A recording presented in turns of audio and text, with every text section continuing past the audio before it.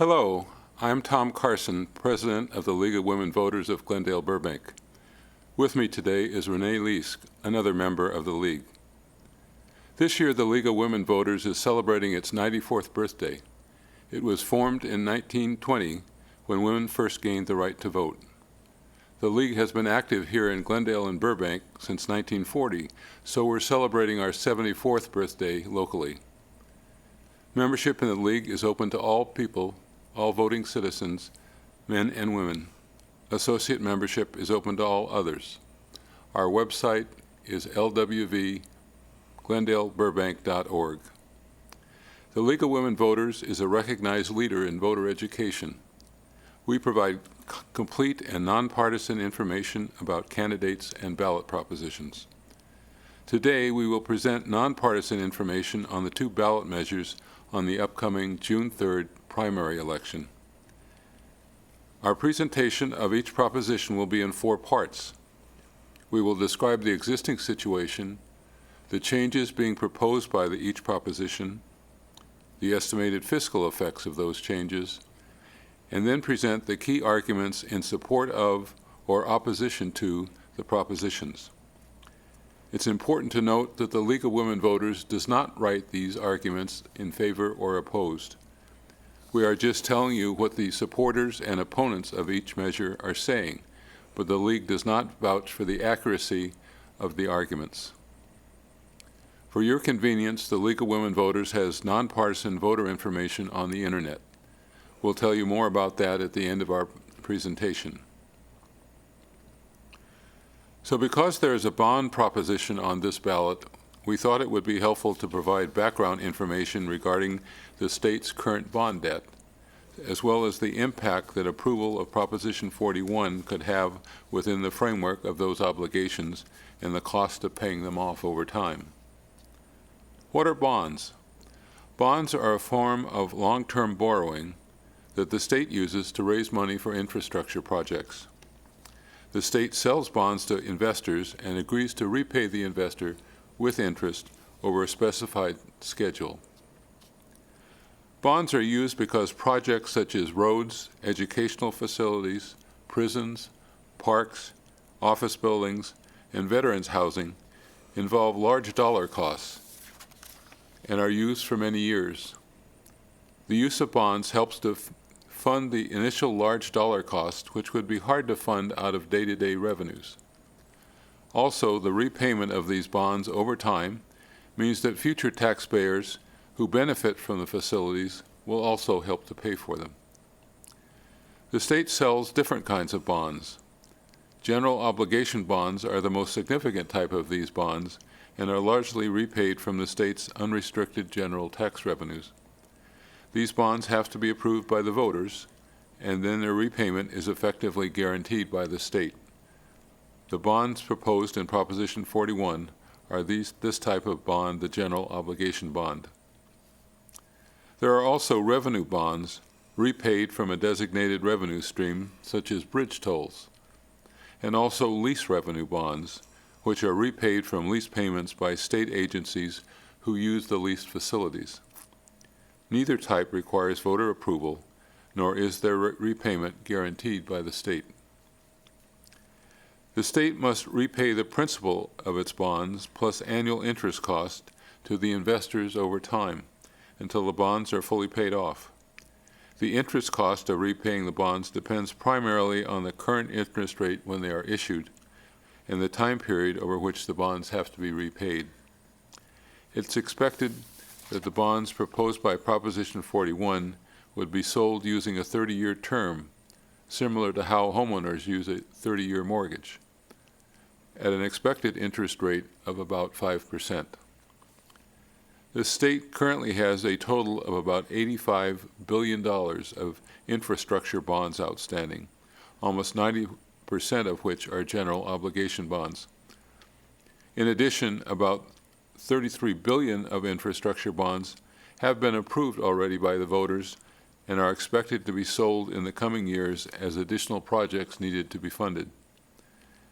From now until 2020, the annual bond repayments for the state, both principal and interest, are expected to rise from approximately $5 billion per year to over $7 billion per year. One indicator of a state's debt burden is the portion of the state's annual revenue which must be used for this purpose. The current amount of our state's debt is relatively high in proportion to its annual revenues. However, the amount of bonds being proposed by Proposition 41 would increase the amount of the state's debts and its repayment obligations only very minimally. And now, Renee, would you please tell us about Proposition 41 and 42? Yes, I will. Proposition 41 is entitled the Veterans Housing and Homeless Prevention Bond Act of 2014. It is a legislative bond act. The question posed by this proposition is, should California sell $600 million in new general obligation bonds to fund affordable multifamily housing for low-income veterans? The situation now is that California's veterans housing programs, known as CalVet, have existed since 1921 and have been extended numerous times. More than 420,000 veterans have participated in these programs over the years. Under existing CalVet programs, California general obligation bonds are sold to investors, and the proceeds are used to buy homes for eligible veterans. These veterans make monthly payments to the state, and these payments are then used to repay the bondholders, so that the programs have not had any cost to California taxpayers.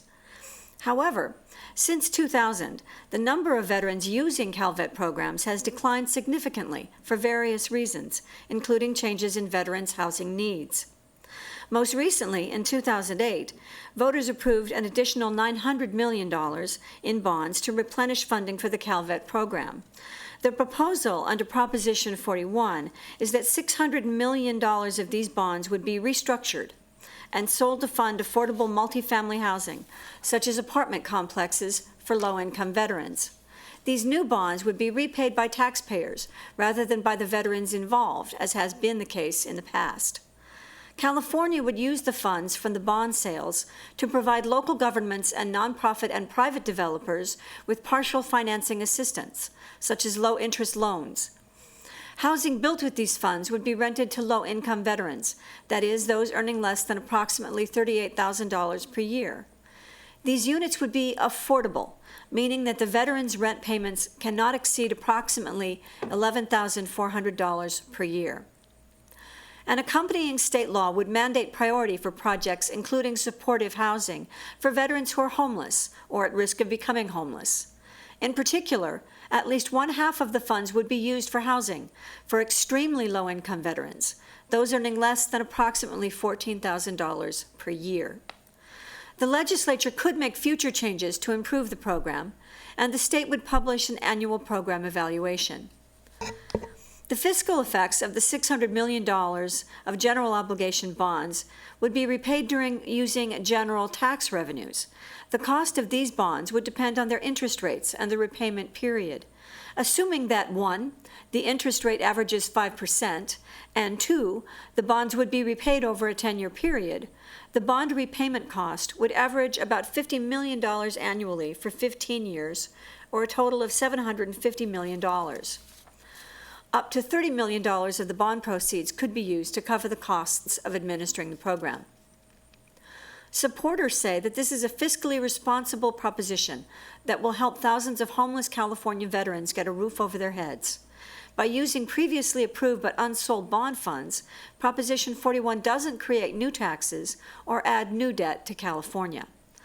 Opponents say that this program will be paid for by the taxpayers instead of by the veterans who used to pay for it under the original CalVet program.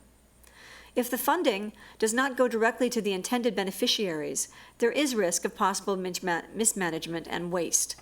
Supporters are the Coalition for Veterans Housing, who can be found at www.yesonprop41forvets.org or emailed at info@yesonprop41forvets.org.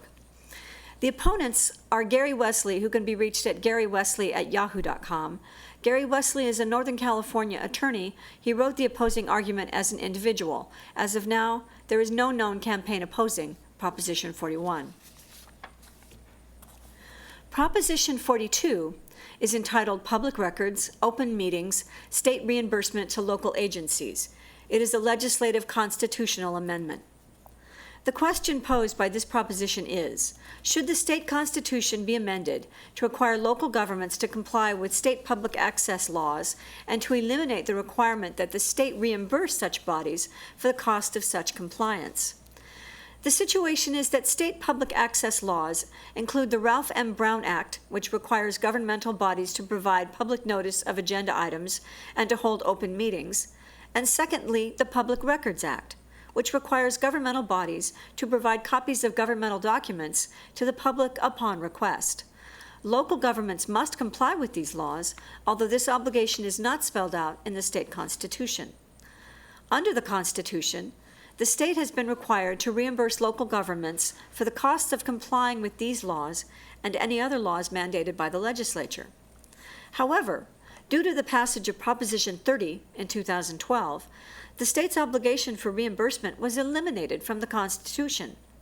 The state is still required to reimburse local governments for the costs of carrying out the Public Records Act. The state owes local governments a large sum of money for carrying out this act, estimated to be in the tens of millions of dollars annually. Because of this, the legislature considered making the requirements of the Public Records Act optional for local governments, but instead decided to put Proposition 42 on the ballot. The proposal in Proposition 42 would, number one, amend the Constitution to specifically require that local governmental bodies must comply with the Brown Act and the Public Records Act, and two, eliminate the requirement that the state reimburse local bodies for the costs of complying with these acts or any similar acts that might be passed by the legislature in the future. The fiscal effects of Proposition 42 would result in savings to the state and comparable revenue losses to local governments in the likely amount of tens of millions of dollars per year.